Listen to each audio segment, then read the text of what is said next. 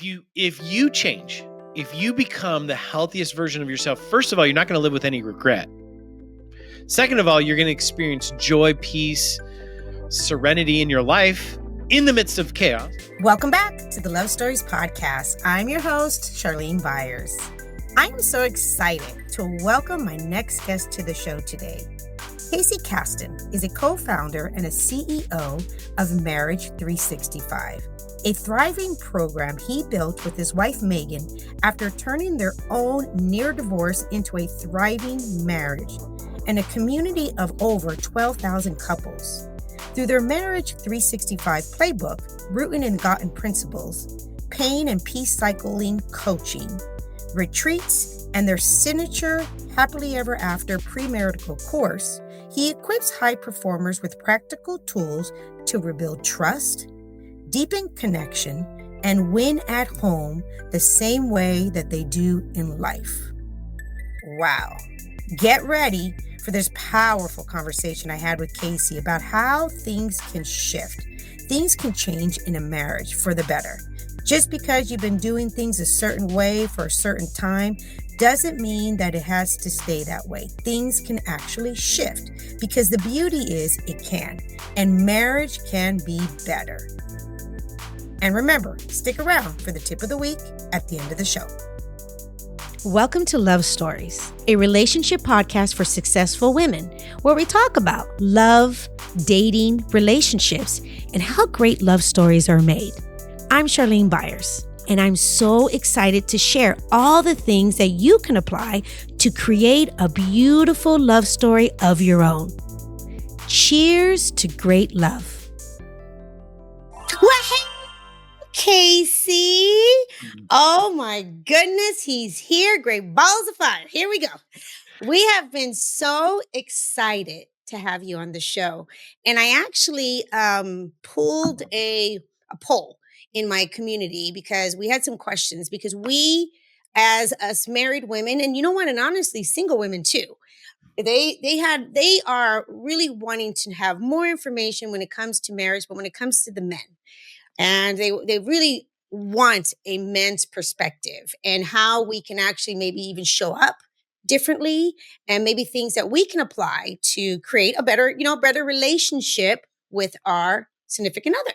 And Yes. also they were curious because they're like, why, obviously men and women are so different, but we wanted to get more under the hood and understand what is the big difference here and why it really sometimes, the alignment is there, but sometimes, there's that disconnect. But before we get started, thank you for being here, my friend. Thanks, Charlene. Thank you for having me. I really, really appreciate it. I mean, the ability to communicate hope through the tragic and then recovery story that I went through has been an amazing experience, a humbling experience.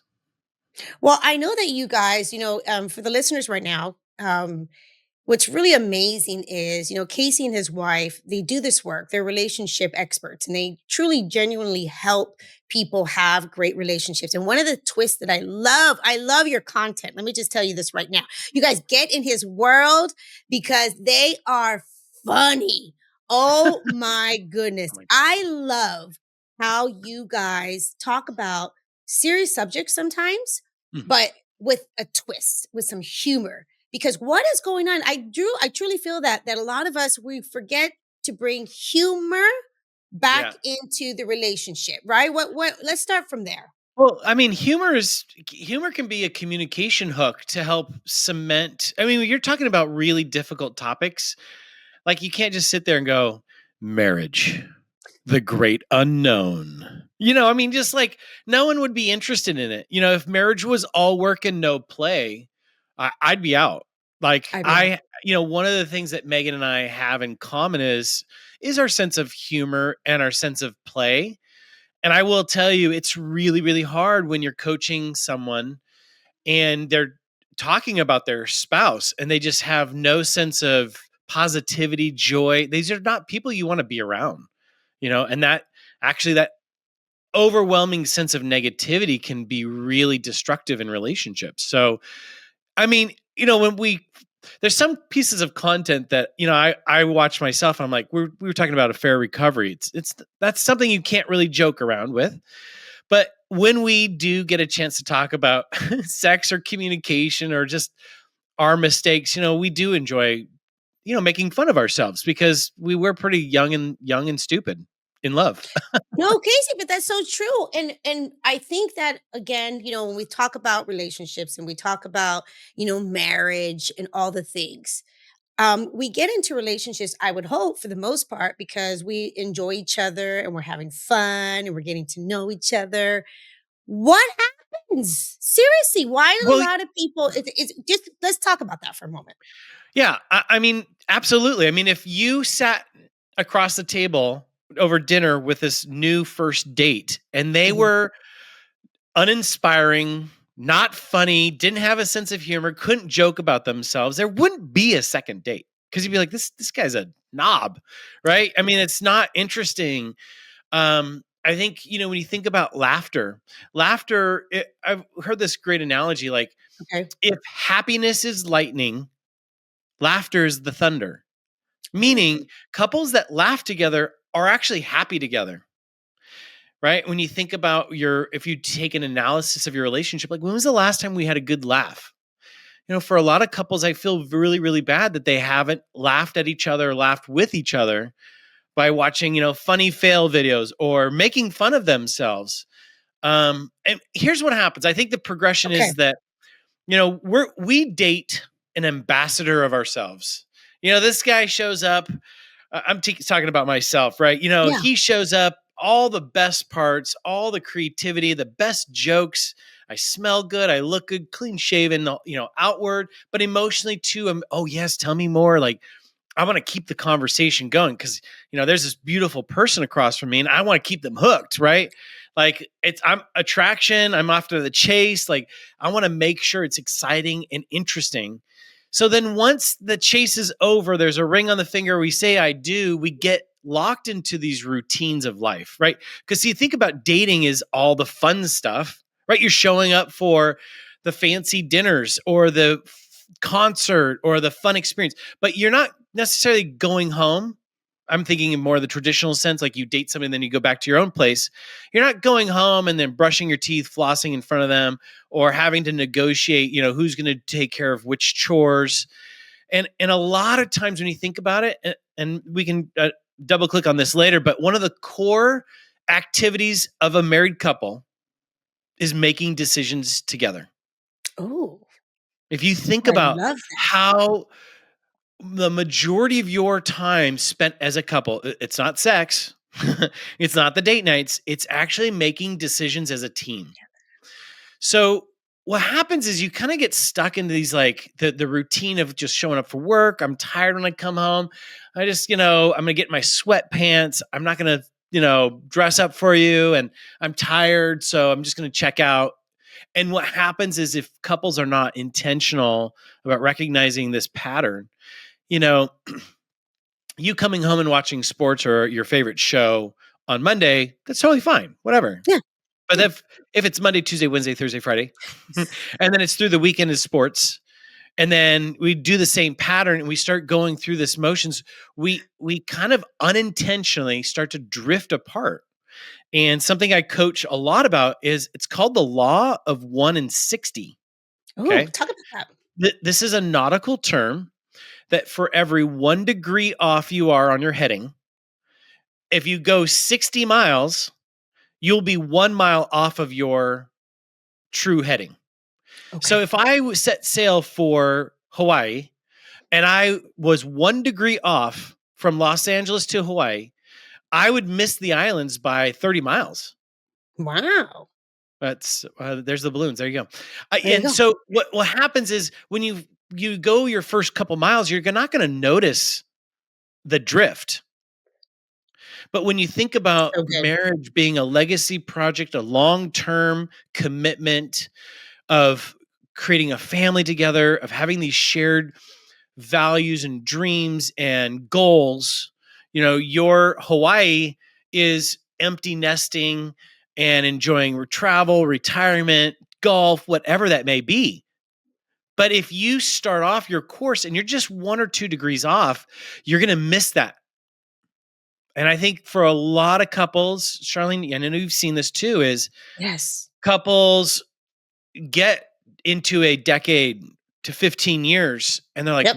where's us? How have Yep. we gotten a bad? And here's the thing is no one's doing that intentionally, I agree.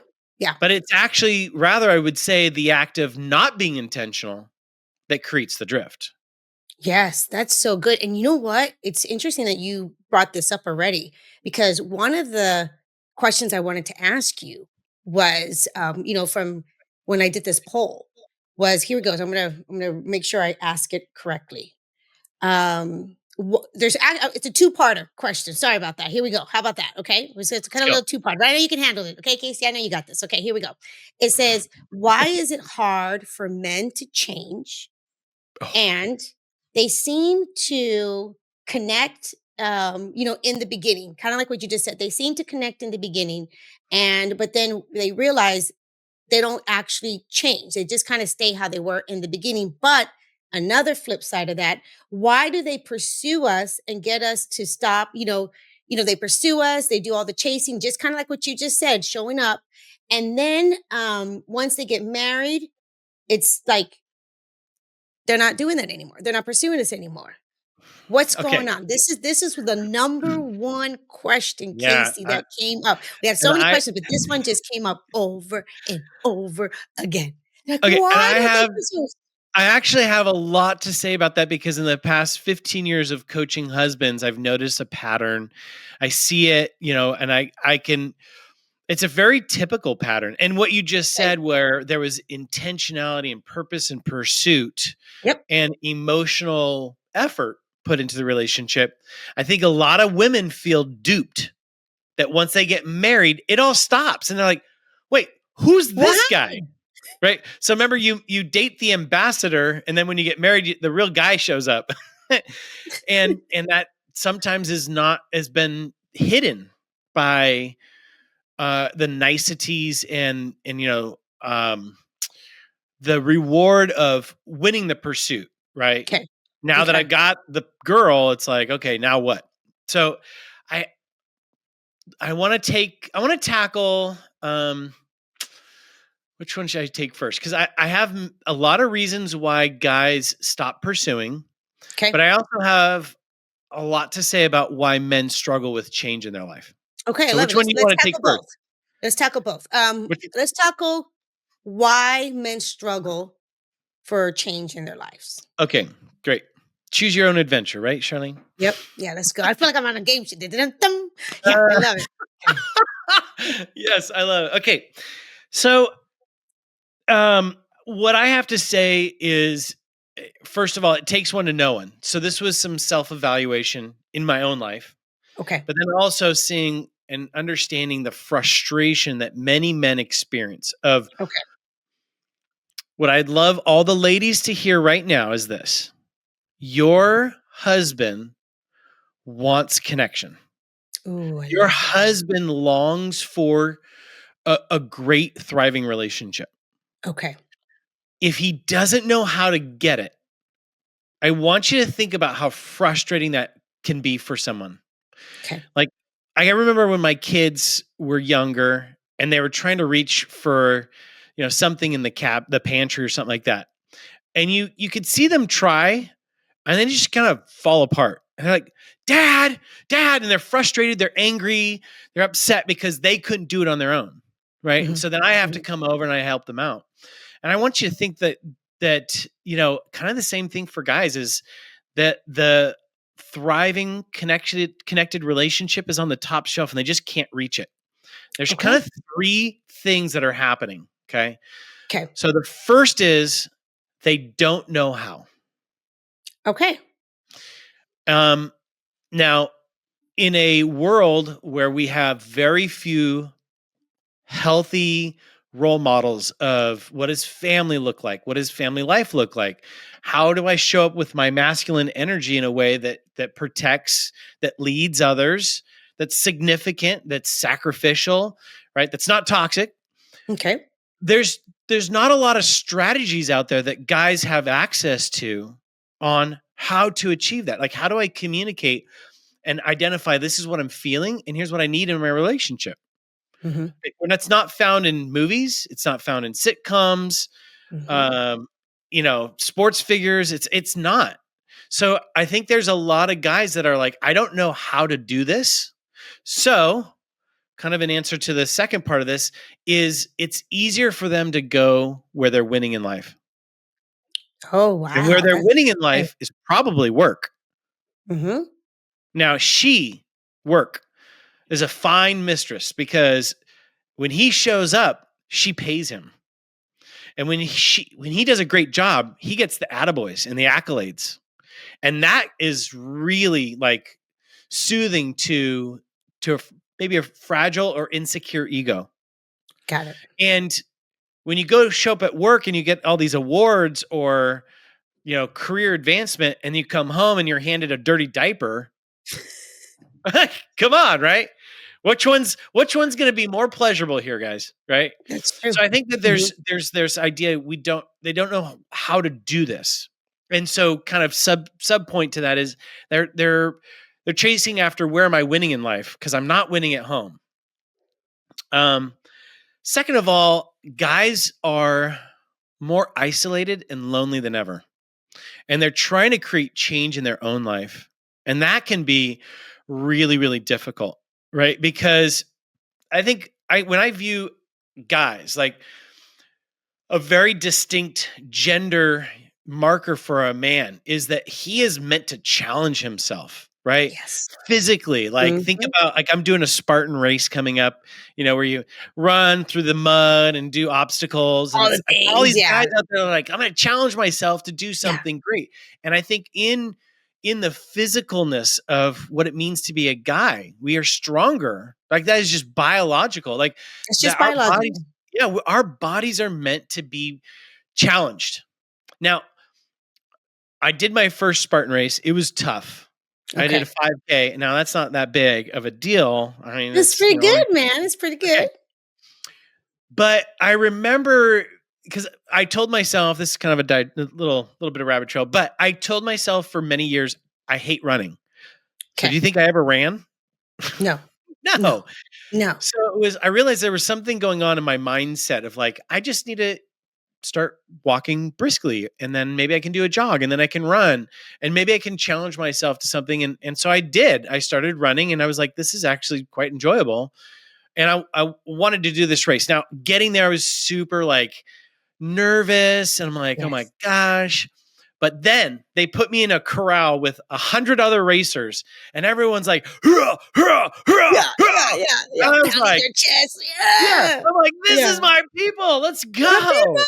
people. And like once the gun went off and everybody starts running, I'm running with all these other people and I'm like, okay, cool. Like I'm keeping pace with other people. Like other people are going through this along with me. They're, you know, voluntarily punishing their bodies through, these obstacles.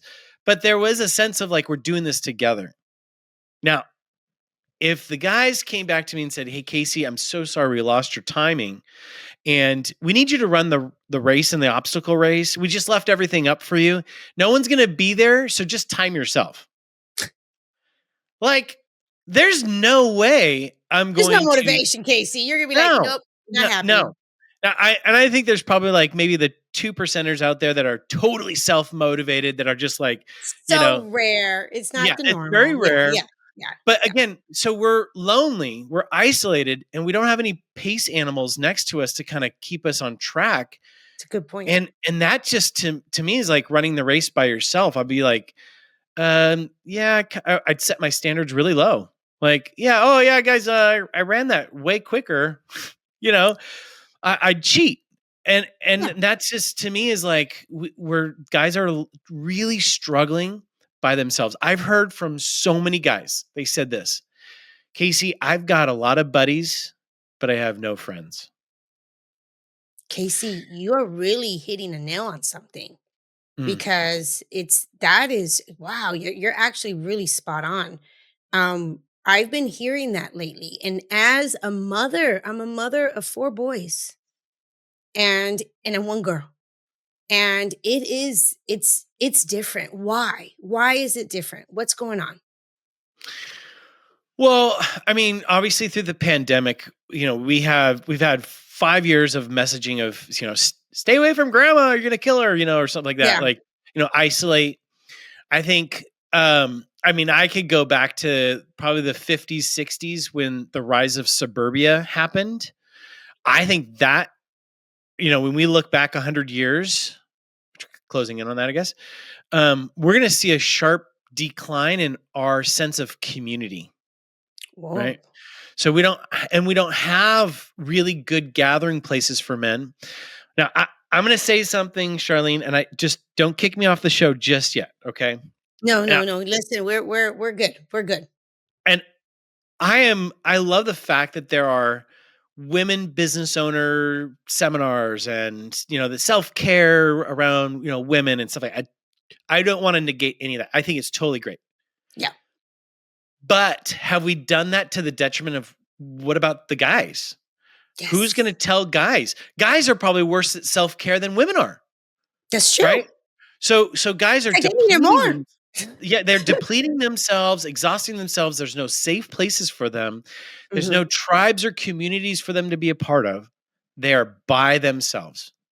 And that's why we see a rise in young adolescents turning to video games for a sense of accomplishment and porn for a cheap imitation of sexual intimacy. And those two things have created an environment where I know in the dating scene, there's a lot of ladies that are like, where are all the good men? There's no good men out there. And that's because we've left our men behind. And I think it's, I'm deeply regretful that there have been men that have taken advantage of their identity, their position to a place where now there's like men bad, and that to me breaks my heart that there's just been a minority of us that have tainted the whole pool, right? So I think that men are by themselves. There's one other thing though. There's a third thing. So men don't know what to do. They're doing it by themselves. They're by themselves. They're literally almost on an island by themselves. They're not connecting like us women. Us women are always gathering, always connecting, always, chitter chattering, doing other things. And I noticed too, when you really talk about that, ladies, think about that. Like, how many friends does your husband really have? Yeah, he can call people friends, but like truly someone that they can actually call up and have an actual heart to heart conversation. Not many. Usually, and I heard this, and tell me if this is true. Usually, really, what it's happening is that they truly only have the wife as their best friend. Right. Well, and then that's actually the third point is that they have no accountability. Okay. And a wife is not an accountability partner. Nope. And here's what I mean by that is when you think about setting your standards, like you have to be able to set a standard higher than you're willing to go for yourself to kind of push you into that next level. That's really hard to do. That's not your wife's job, husbands. And you have to do that in a community of other guys.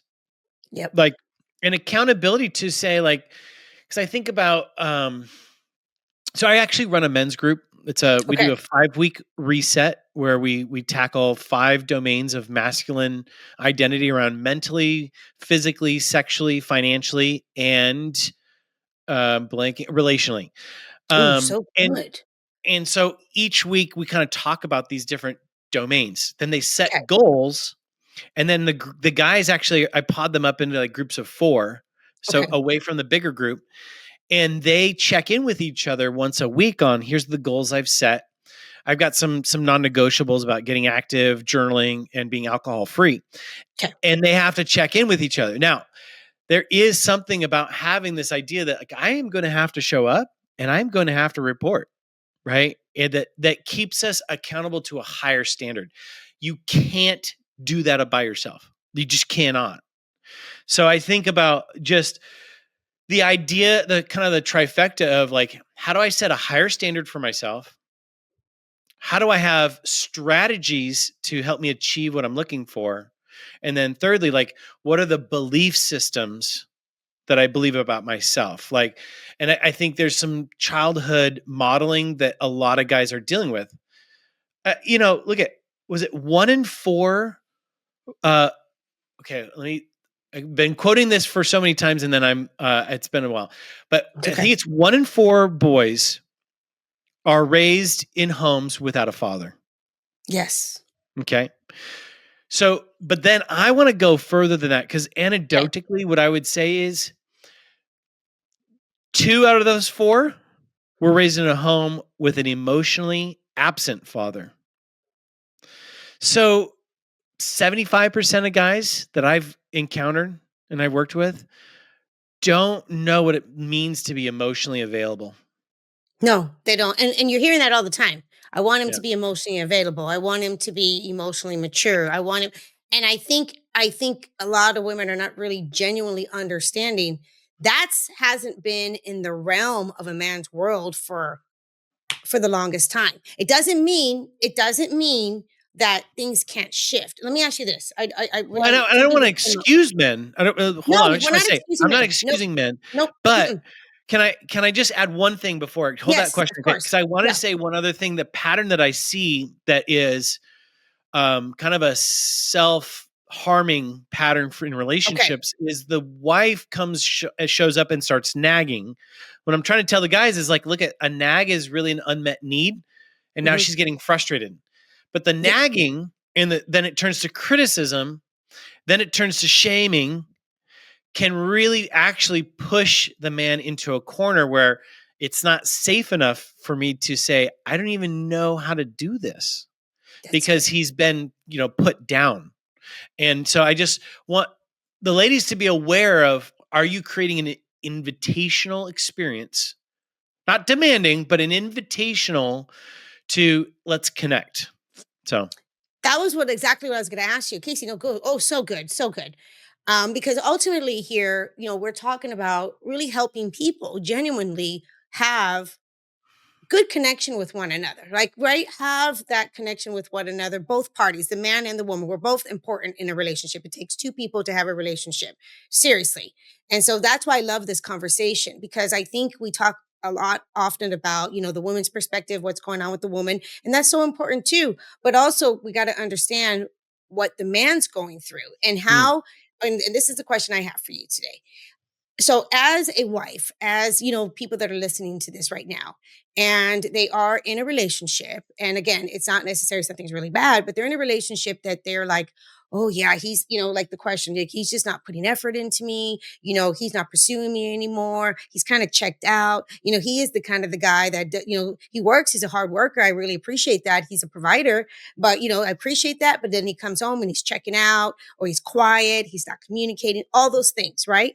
What are some things that we as wives can do, truly from the bottom of my heart, that mm, can yeah. start helping, not controlling, not telling them what to do, but what are some things that we can do and apply to hopefully start changing this conversation?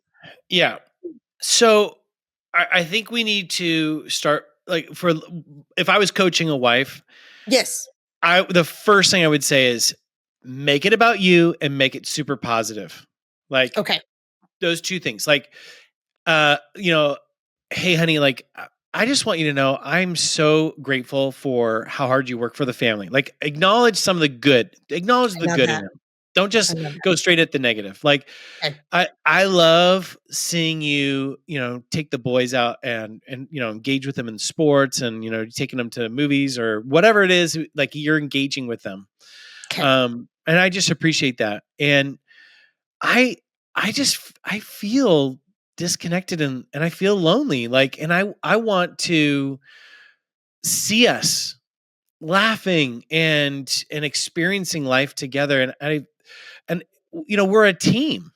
Like, I love the team language. Like, we're team Caston. Like, what That's I cool. want, what you want and what I want, like, are the same things. And I'm just kind of curious, like, what stresses are you carrying that maybe I'm not aware of, or what kind of load? Like, where do you find yourself in that when you come home and I know you're so tired, is there anything I can do to help, alleviate some of that so that maybe like later in the evening we can play a card game or, watch a show together. So really it's kind of trying to keeping it positive, Okay. right? Because I think And get curious, it sounds like. Get a little more curious oh, about them. Yes, I love that. curiosity, Charlene, curiosity is, I don't hear it talked about in a lot of marriage books, but Okay. I have to say the spirit of curiosity helps us ask better questions. Yes. So, for example, we could look at our spouse and go, what's wrong with them? Correct. Or we could get curious and say, what are they carrying that I'm not seeing right now? Ooh, I love that. So, curiosity Good. allows us to ask better questions. And I will tell you, um, the power of unlocking better questions will improve communication. Curiosity is the on ramp to empathy and perspective taking because you're like, what's going on in their world? But it's not like a judgmental, but No, truly, oh, I'm curious, like what's going on? And I think, genuinely, like what, like where are you at, babe? yeah, What's on your mind? What's going on? Yeah, I yeah, love we that. we have a tool called, an emotional preventing conflict through emotional check-ins. Is Okay. kind of that sense of curiosity, like what's going on? Like, are we missing the mark somewhere, or am I missing the mark somewhere? Like, how can I serve you? How can I, bring you pleasure? And I mean, obviously, your hope is that this, as the positivity starts to increase, that you're going to see a response from your partner. I'm not just saying you self-sacrifice and that goes on for many many months, because I think that there are certainly marriages that I've coached where, if you're listening to this in the podcast, you can't say, "Oh, this is my marriage," but I do think that there's emotional neglect Mhm. and there's a level of abuse where somebody's pulled away, where I would say they've quit, but they stay. That I think is, goes against everything that I believe to be the beauty of marriage. That I would Correct. say, I don't know, man. This looks like it's teetering and needs attention, like not just by yourself, but probably with a coach. With the coach. Do you feel Yeah. though that, even those marriages though, that there is a chance, if they put in the work that they can, shift that? Well, yeah, absolutely. We our tagline at Marriage 365 is if you want to make a better marriage, it starts by making a better you. Ooh, And that's my and I just next want to say, question. first of all, that sucks. Because what It you starts want, with you though, Casey, right? It really right? does. It starts Yeah, with you first, doesn't it? course, It of really starts course. with But you just first. it Yeah. sucks if you're in a one-sided marriage because you're like, I have to be the one that goes first. It's Mhm. not fair. But on the flip side, that's very empowering. So so we've got thousands of people that jump into our mobile app that has content that people can access, some of the tools, some of the And things you we've been guys, we're gonna talking about. talk about his app because he Yeah, truly, genuinely has, like, one of the number 1 marriage apps. Seriously. It's thanks. pretty Yeah. amazing. And I talk a little bit about the app, and then I have a question for you. Well, let me just, I want to finish this point Okay. because I'll get into that in a little bit. But we do a cancellation survey. The number one reason why people canceled our app is they didn't make time for it, Okay. which I think is, I'm like, I mean, our content, we have got podcasts and audio stuff. And I'm like, okay, if you're not making time for this, how are you making time for your marriage? But the number two reason why people cancel is my spouse wouldn't participate. And that's where Oh, I'm like, I need to help people right there say, listen, it's not about your partner participating in you working on your marriage. Because I can move myself from a place of insecurity, of fear and anxiety, to a place of confidence. And I do that by educating myself, by building more self awareness, which, by the way, 5 minutes a day journaling, that's the number one way to bridge the gap between insecurity and confidence. ooh, Okay. so good. But then out of confidence, only out of confidence, can I set and establish healthy boundaries to be able to tell your partner, I'm no longer going to tolerate a marriage where I'm the only one working on it. But that has to come after you've worked on yourself, Megan actually has a video called How to Save Your Marriage by Yourself, because Charlene, that was our story.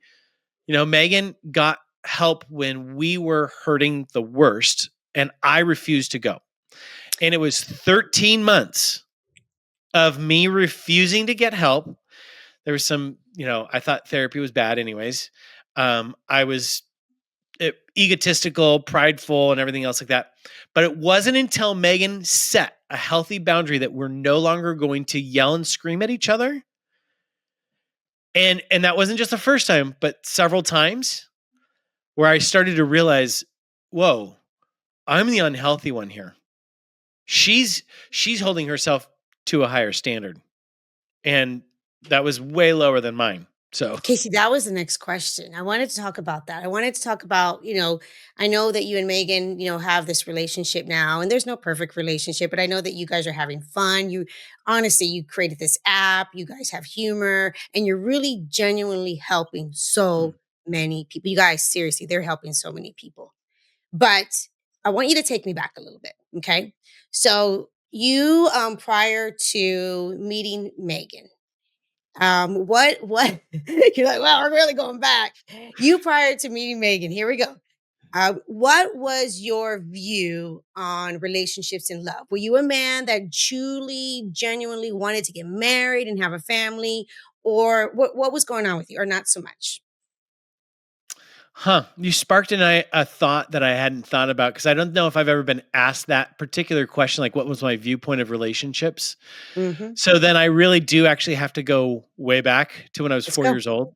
Okay. So we're going way back. Let's go My back. parents divorced.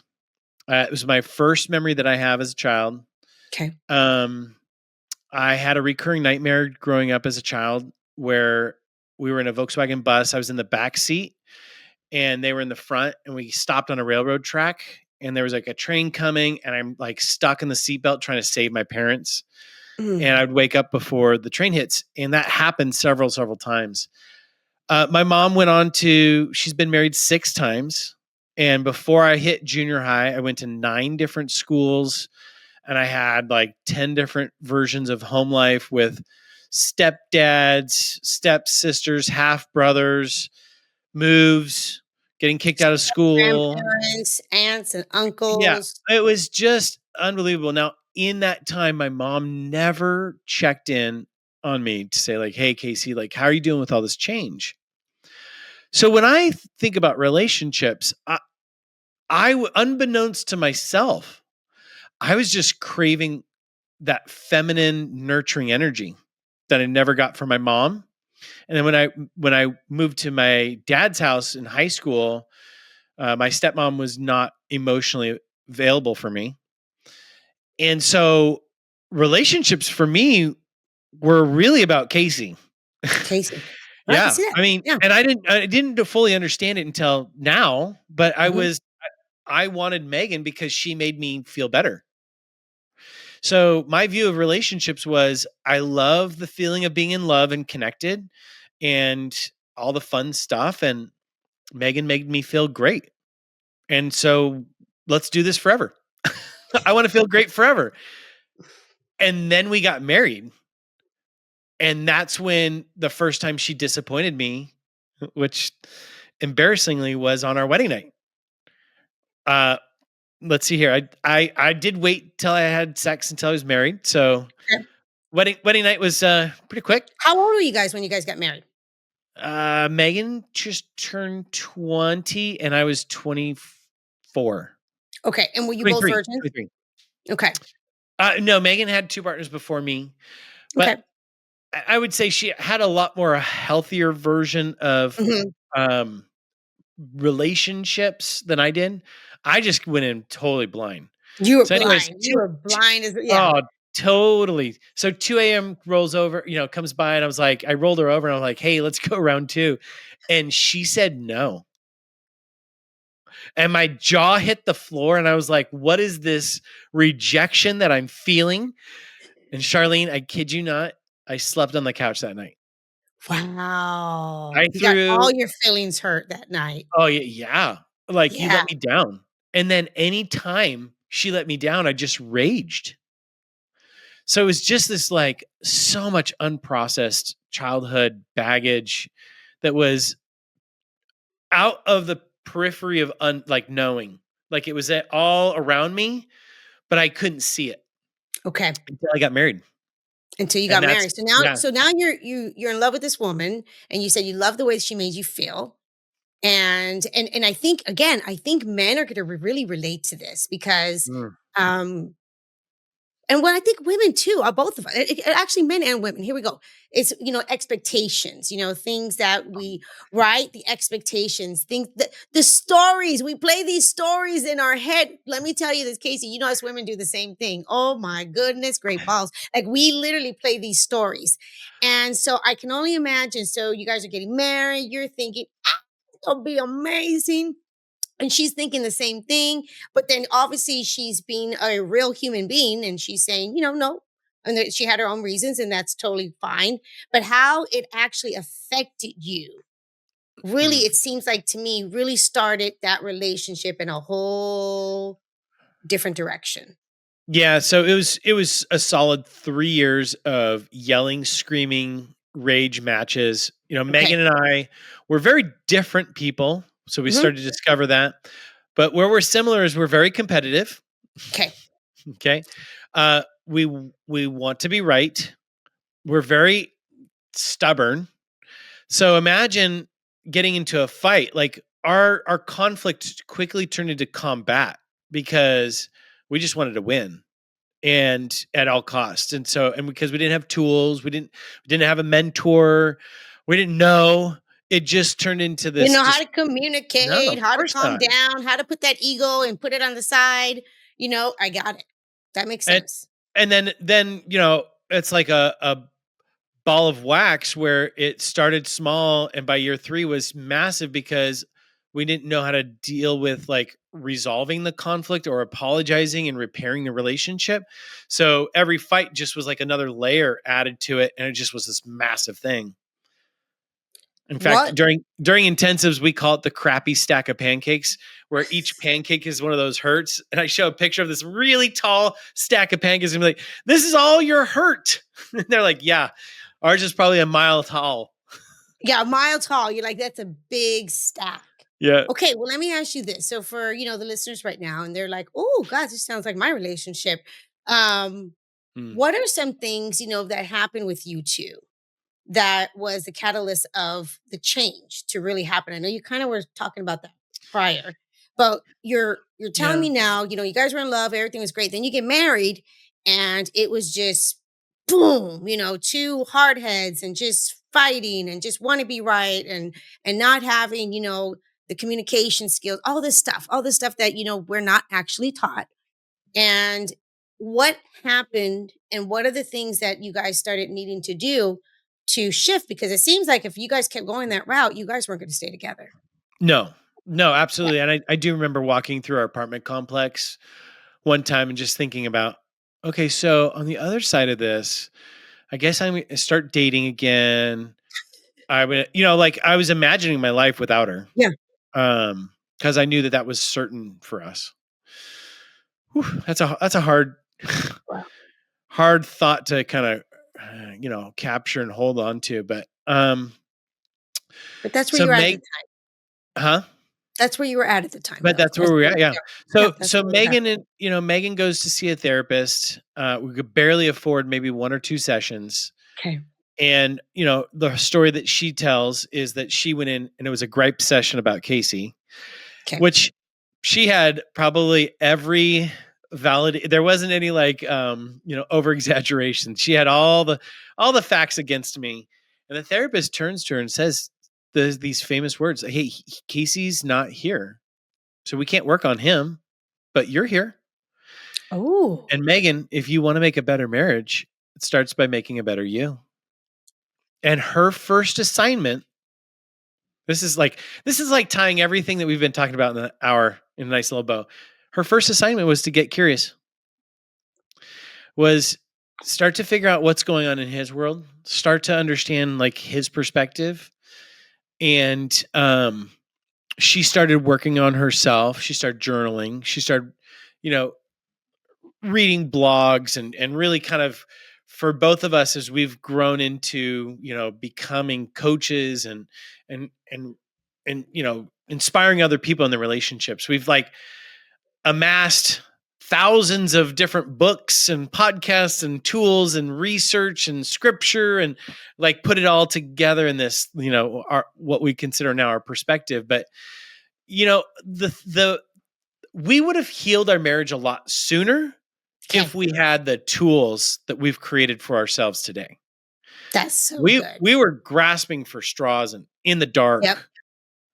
Like that, like when I think about the content that we create in Marriage 365, the avatar is poor Casey and Megan who Yes. don't have a lot of money, no clue, very little self-awareness. What would I say to that guy? And Yes. that to me is where I think a lot of people feel, you know, our content's very bottom shelf. Like they don't have to like come in with great knowledge. But again, it was about 5 years of healing and working through our own stuff. And then Charlene, there was a clear calling. Like there was a double confirmation experience where, I was doing a kind of I call it walkie-talkie. We're just walking and just praying and talking to God about something. And I had this vision of a picture and I went to bed. The next morning, Megan woke up and she said, I had this dream last night. And she describes to a T the vision that I had in my head, which had something to do with us being on stage and speaking about marriage. And I'm like, what? There's some other details there. Yeah. And Yeah. there's several other things that kind of just became confirmations for us to start sharing our story. And the thing is, that wedding night story, good God, like there's no way that I would ever wanted that story out. Because obviously it's a very embarrassing story Yeah. Yeah. You're on like, me, right? And I'm like, this is I would never want to share this with somebody. And as we started to become a little bit of vulnerable. Now, remember, this is when we started. It was like back in 2010, around yeah. 2012. Because how long you guys been married now? Well, we've been married 22 years now. Okay. Okay. But when you started this is what year? 2012, 2013. We Okay. started thinking about it 2010. Okay. Okay. But we'd share a little story that we felt like was safe enough to share that was embarrassing. Yeah. Yeah. Yeah. And the response was overwhelming. Like, oh my gosh, like, thank you for sharing that. People And wanted again, to hear the real. They wanted to hear your yeah. authenticity. Yep. Yeah. And The this, stuff again, that people are not willing to talk about, but we're all going through those things. yeah. And this was a time when vulnerability wasn't as popular as it is Yeah. now, where everyone Yeah. just shares everything. So it was very scary to be, I can open imagine. and honest about our, shortcomings. But as Yeah. we did, other people were able to access their own stories and go, I see myself in Casey. So I could Yes. probably start to realize like that's right. My mom never checked in with me, or, I had all these different home lives and I became an avoider because I didn't know how to access my own feelings. Right. Well, Casey, I gotta ask you this question. Okay. So take me back here. So we're hearing that you're in this relationship with your lady, right?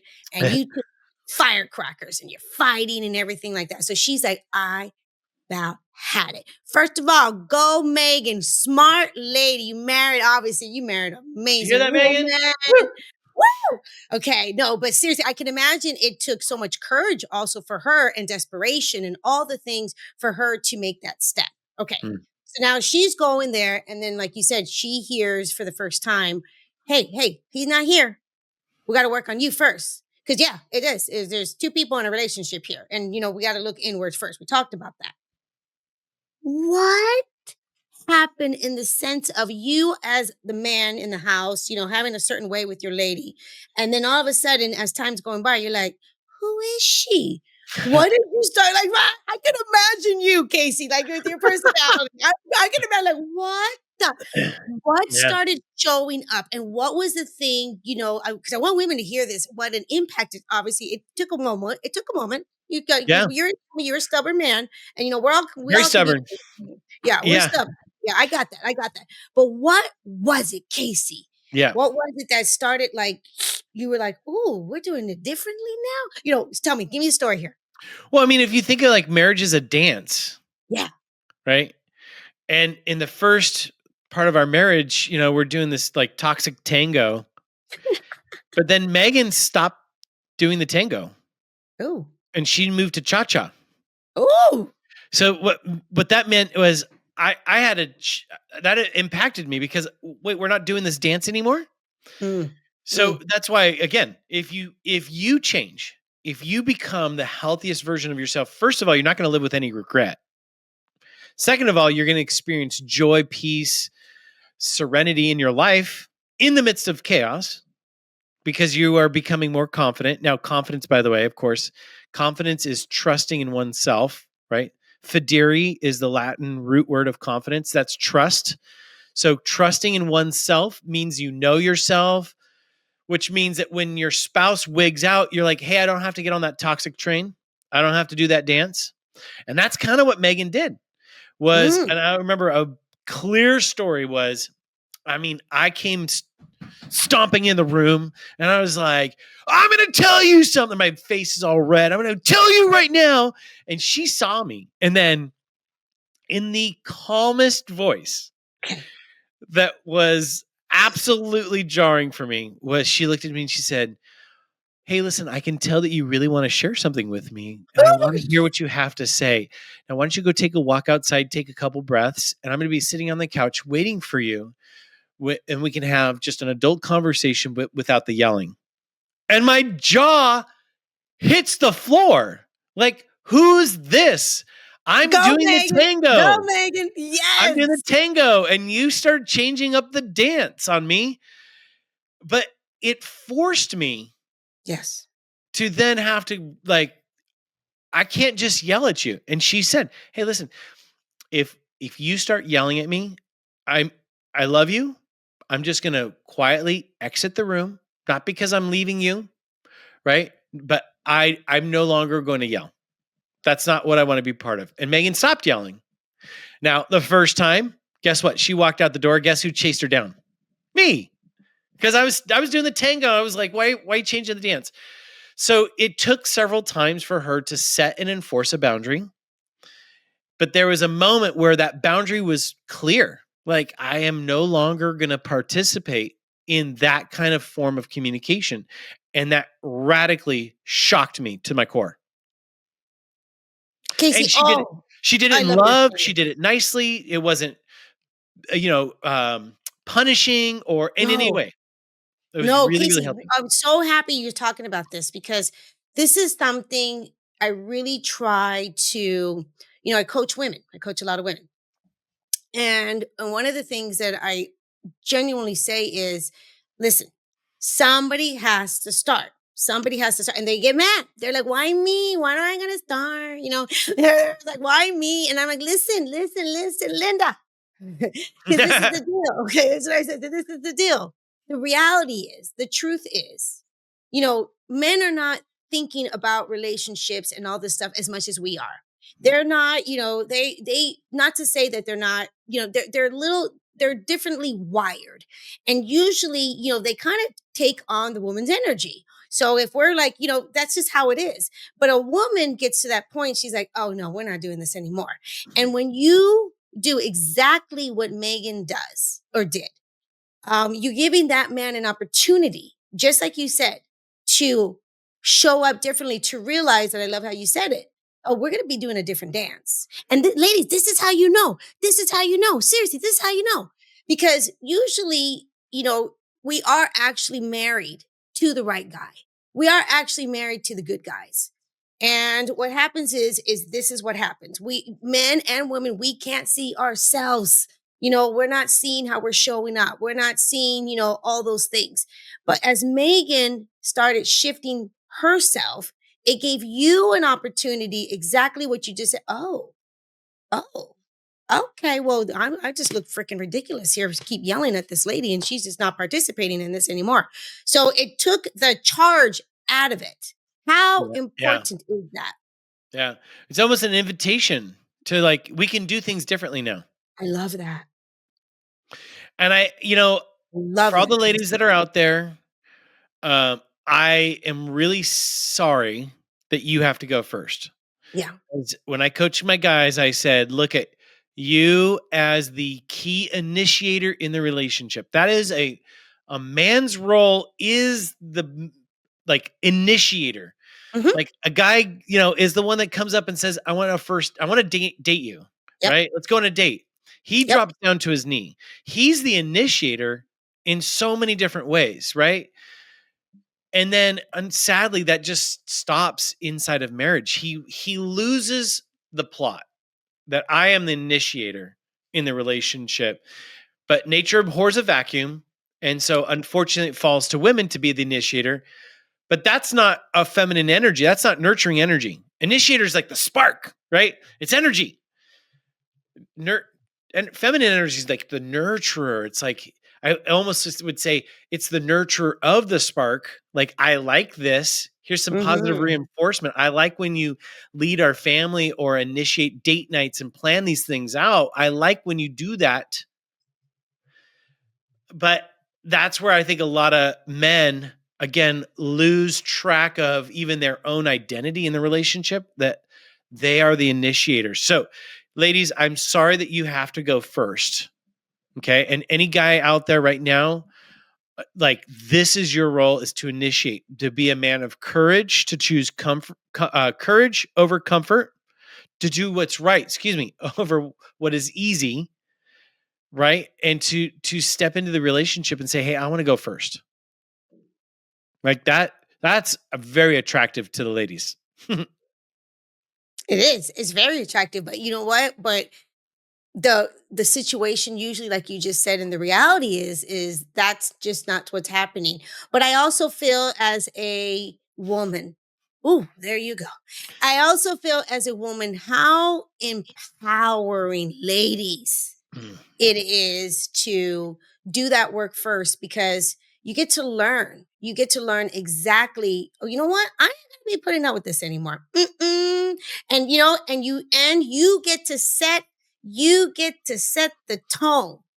And that, to me, when you came in like a crazy man, and you were, oh, rah, rah, rah, rah, rah, rah, and she used to participate into that energy. We all have the ability, if we want, to not take on someone else's energy and have those boundaries. And that's what she learned. So that is so empowering, Mm. ladies. That is so empowering, because you don't have to put up with that. You really just don't have to put up with that anymore, but it has to go with you first. And for Megan to go in there, I mean, seriously, we're gonna have you back, and we're gonna have her on the show, because for her, because I gotta hear Her perspective, yeah. her Her perspective. patience. Let me just say, that was very patient with me. Yes, And I'm very yes. grateful for that. I'm telling you, that's amazing. That's Yeah. amazing. But she also, the reason why she was able to do that, because she did the inner work and she set boundaries for herself. She's like, Yeah. I'm done with this. Like, this is not going to work for me anymore. And that's the beauty of this Mm. whole conversation today, is that, you can't change another human being, but you can actually change how you're showing up, change what you're going to expect. Talk about that. Well, I want to talk about that. Can I take the gloves off for a second, though? Take Because them I off. want to Take I them want to off. say something that, obviously every situation's unique and different, Yep. and I would, Yeah. we're marriage 365, not divorce 365. So we are strong advocates of couples staying together at all costs if they Yes. can. But Yes. here's the big but. Okay. I'm also a fierce defender of some of the women out there that have been emotionally abused Yep. through neglect by their husbands. And I want to give them a swift kick in the pants to go, why? Why would you ever do this to your marriage? And if there's any ladies out there stuck in a emotionally one-sided relationship where your spouse will not, and again, gone through communicating nicely, let's Yep. do coaching. Yeah, he's Coaching talking doesn't about work. specifically if you did all this work that Megan did, and she Right. Oh yeah, I Yeah. love that you're talking about this. We're not just talking about it's been that way, but you also haven't had your boundaries and you haven't, done the work. We're specifically talking about pretty much exactly what Megan did. Keep going. That's Yeah. really good. No, Okay. and gone through the process of apologizing for all the Okay. bad ways that you've showed up, ladies, in your Yes. relationship. Okay. If you've done that work on yourself, you're Yes. moving to a place of confidence, healthier boundaries, right? And you can see like I really am doing everything you can. Again, doing this with somebody else. Here's what I hear from uh, adult children of parents that divorce after the kids are gone. Okay. They've talked about how when they've seen their emotionally vacant dad, they talk about the damage of that person being there physically, but not there emotionally. Yes. And they have said this: I would have rather you not been there than to show up the way you did. So, ladies, here's what I want to challenge you with this. When you look into the eyes of your sons and your daughters, would you wish your marriage on your kids? And if the answer is emphatically no, then why are you tolerating poor behavior when you could almost say there is not a marriage here to save because one of the partners is emotionally gone?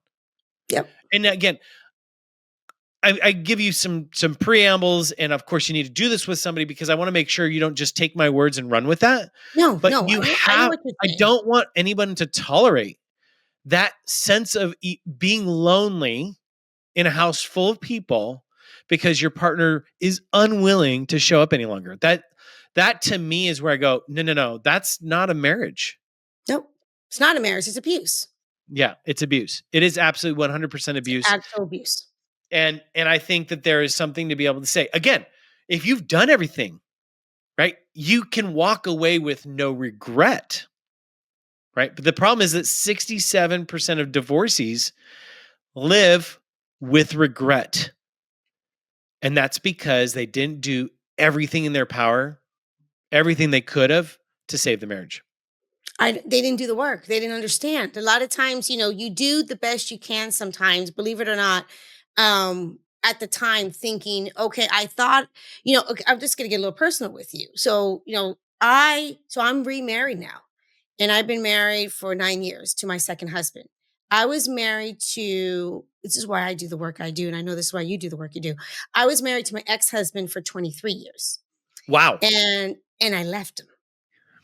And I left him based on the not healing that I didn't understand back then, my perspective back then, my environment back then, my non-support back then. I take full responsibility, but I truly left a man that I was actually in love with. And I truly left a man that I actually thought that I was the victim and it was all him. I could Mm. not see myself for the life of me. Not until and I was a mother of 4 kids, Casey. And after I left that marriage, and I really thought, because I did some counseling before, and so not all, and this is another thing, you guys, this is why you have to get the right help. Okay. I'm really serious here because not all counseling and therapists are the same. No, no, Correct. no, no, no, no, no. Because I'm not blaming them, but still, I was trying to be guided. And I was with a therapist. As a matter of fact, we went to therapy. So we were together about 23 years, and we went to therapy for almost 10 of it. And we didn't go anywhere. We were 10 like literally, years? yes, in and out, in and out, in and out. It felt like we were talking about the same damn story over and over again. Nothing was moving us forward. We That's like weren't getting the thousands tools. of dollars. It's crazy. Nothing was moving us forward. Nothing was really, moving the needle. So what happened was I ended up leaving this marriage, and then I finally found, through the grace of God, seriously, the help that I needed. And it was just job. I mean, I had one of those moments like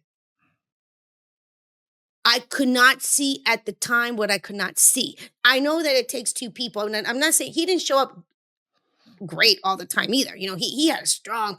We were like you explained, you and your wife. we were just Mm, two stubborn, powerful people, very, strong will people.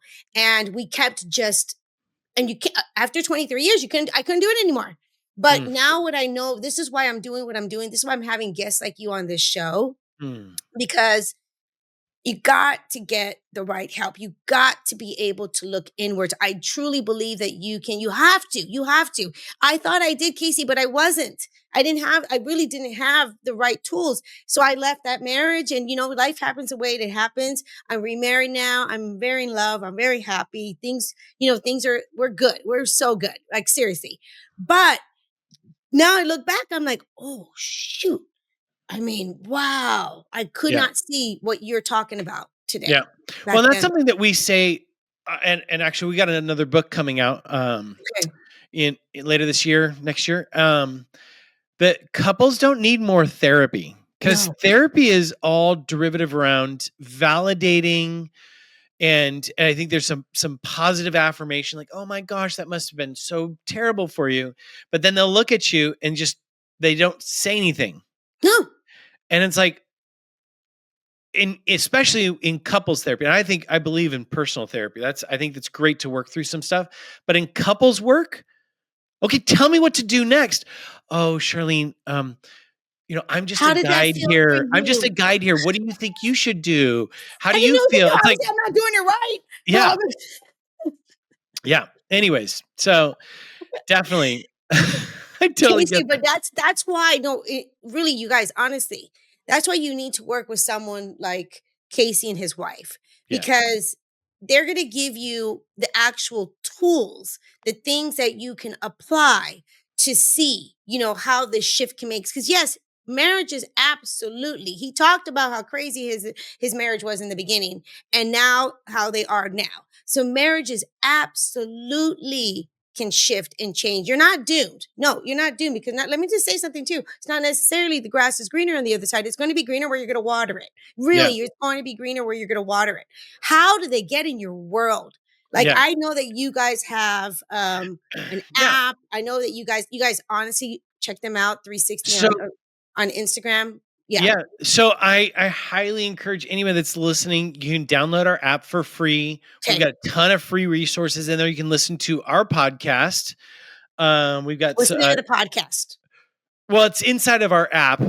Okay. And if when you listen to inside of our app, it's ad free, so it's really great. So if you want a great experience there, plus we have a marriage checkup. Our challenges are for free, and we got some free videos as well as resources. Now there is some paid content if you want to dig into more in depth, like for example, like Megan's 7 steps on how to work on your marriage by yourself, or Love that. um, I think certain tools though are absolutely necessary. So you can download for free our weekly marriage business meeting, which is reduces conflict by over 50%. So the app is just like probably the number one way to experience everything that we've created over the past 15 years at Marriage 365. I mean, we've got some great books here. This was one of we're talking about getting curious. I said, "Hey, I need some questions to ask you that's going to actually create connection." So we wrote 365 connecting questions for couples. And then lastly, I just say, Fantastic. visit us on Instagram. We've got a great community there. Find us at Marriage 365. No, you guys, seriously, get into their world. They are so awesome. Oh, Well, let thanks, me Charlene. ask you this before I know, seriously, before we get off of this show today, because I don't want to get off of the show, but you're going to come back. It's okay. We already talked about that. It's I okay. love it. We're Yep. good. um, for the listeners, I want you to give us, in your perspective, because you just shared so much today. Seriously, I feel like we just scratched the surface. But in your perspective, truly, now you know how your marriage was and how your marriage is now. The beauty of marriage, and what is marriage? What is marriage all about? All right. So Good we went question. 50,000 feet view, huh? Yes. Um, for me, the first thing when I think of a marriage is I think of a team, right? Yes. That couple, people are better together, stronger together, can accomplish more together. They can accomplish more as a family. They can accomplish more as um, financially together.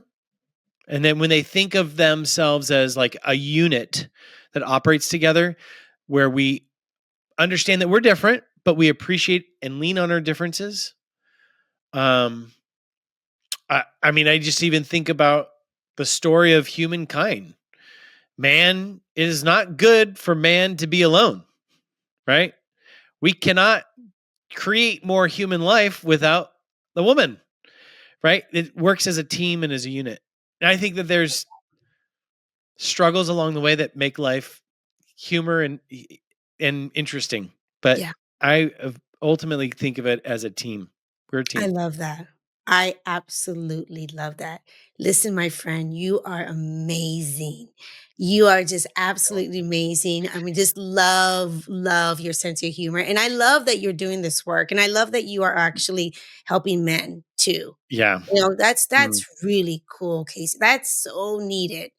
Well, And I for the I men, love and the your men energy, listening, Charlene. okay, Like, no, I seriously, I love the intensity by which you tackle this topic. It really is inspiring for so many other people. It gives them energy, and by providing them practical tools and resources. I wish there was 100 of you out there. Oh, thank you, Casey. No, Yeah. seriously, thank you. And for the men that are listening, how can they get into that course of yours that you talked about? If you visit marriage365.com, actually at the top, there's a thing about the men's course that we do. Okay. I keep it limited to a group of like less than 10. Okay. I want to keep it small and intimate, and Perfect. it's really, really powerful. Okay. You guys listen to that. Yeah, get in there. Okay.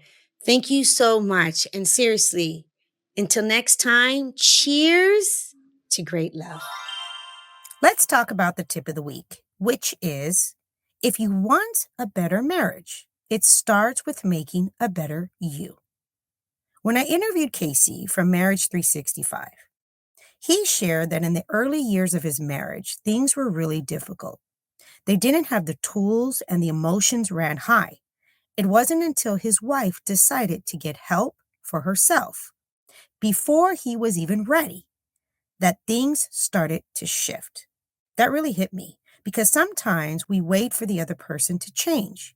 But healing in your relationship often starts by going inwards, by getting honest, curious, and willing to grow. And one of the most powerful things Casey said about was get curious, curiosity. He said his wife got really curious about what he was doing and what was truly going on with him. And then he got curious about her. So here's what I want to invite you to do this week. Start by checking in with you. What's one small way that you can grow, reflect, or nurture yourself more? Then get curious about your partner. Ask him something that opens the door instead of closing it. Here are two questions that you can beautifully start asking. Start with this. How can I be a better friend to you? And when do you feel most connected to me? These aren't loaded questions. They're safe, soft, and powerful. They invite trust. They say, I want to know you deeper. This is the connection that begins to grow again. And when you shift from trying to control or fix to simply being present and curious, let that be your shift this week. Start with you, ask with love, and listen fully. That's a wrap. Wow. One of the things that I really loved most about my conversation with Casey from Marriage 365 was this simple truth. If you want a better marriage, it starts with making a better you. Real change begins when you go inward, when you take ownership of your healing and your growth. That's what shifted everything in Casey's marriage. And don't forget the power of curiosity. Sometimes the most loving thing that you can do is ask better questions. And as I mentioned on Tip of the Week, this week I want you to ask your partner, how can I be a better friend to you? When do you feel the most connected to me? You might be surprised what opens up. Thank you, Casey, for this incredible conversation.